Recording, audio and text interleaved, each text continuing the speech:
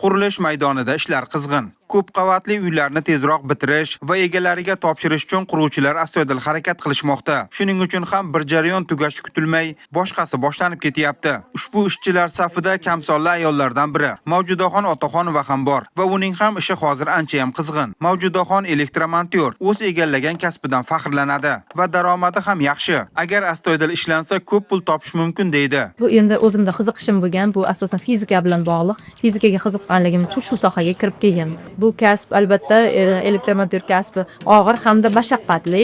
Salbalarga chiqish jarayonlari bo'ladi. Transformator podstansiyalarda montaj qilish jarayoni bo'ladi. Albatta tok bilan ishlagan esa o'sha sizni qilgan ishingizda natija bersa, bu hamma uchun qiziq hisoblanadi.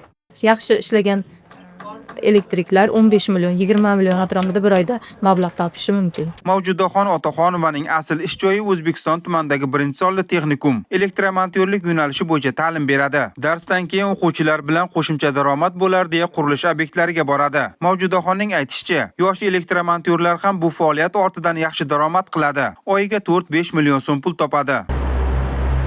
Tinib tinchimas xodim birgina ish, o'quvchilarga bilim berish bilan cheklanib qolmoqchi emas. O'z ustida ishlash, qiziqishlari bo'yicha yangiliklar qilish, ta'lim va ishlab chiqarishni uyg'unlashtirish yuzasidan tajribasini ommalashtirish harakatida. Narxi ancha arzon tushadigan va ayni paytda juda kerak bo'lgan suv filtrlash jihozini ishlab chiqqanligi ham shundan. Asosan qishloq xo'jaligida toza suv olish uchun foydalaniladi. Bunda bir xil suvni bir xil idishga quyib, o'rtasida nerjavikadan foydalanamiz va filtrlovchi qurilmasi bor. Bir xil suvga tok berish orqali biz toza ichimlik suviga ajratamiz. Asalarilarni toza suv bilan oziqlantirish maqsadida eng kerakli bo'ladigan joyi biz shu maqsadda qilganmiz. 10 litrli qurilmaga tayyorlaganmiz. Ehtiyojimizga qarab, xohlasak buni 50 litrli suvda, xohlasak 30 litrda foydalanishimiz mumkin. Tok berganimizda 10 litri masalan yarim soatda filtr bo'ladi. Xudo xohlasa patent darajasigacha yetib boramiz. O'quvchilarimiz bilan birgalikda qurilmamizni hozirda yana ham takomillashtirmoqdamiz.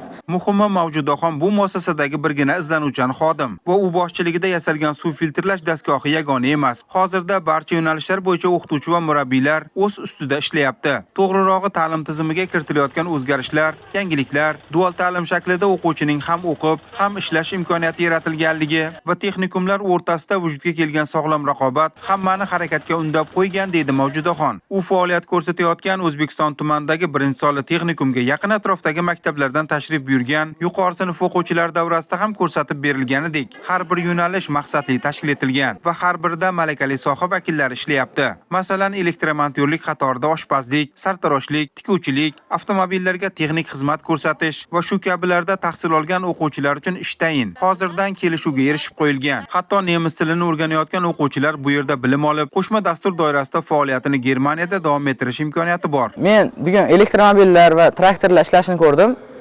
Menga ko'proq elektromobillar yoqdi. O'zim qiziqaman.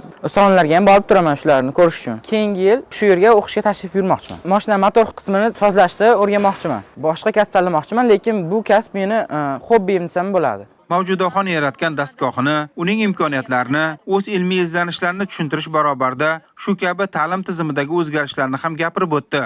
Energetika yo'nalishi bo'yicha kasblarga 3, 4, 5 darajalar uchun dasturlar, qo'llanmalar, bir qancha ilmiy maqolalar xalqaro va o'zimiz yurtimizdagi jurnallarda ilmiy maqolalar 40 dan ortiq ilmiy maqolalar ishlab chiqdim.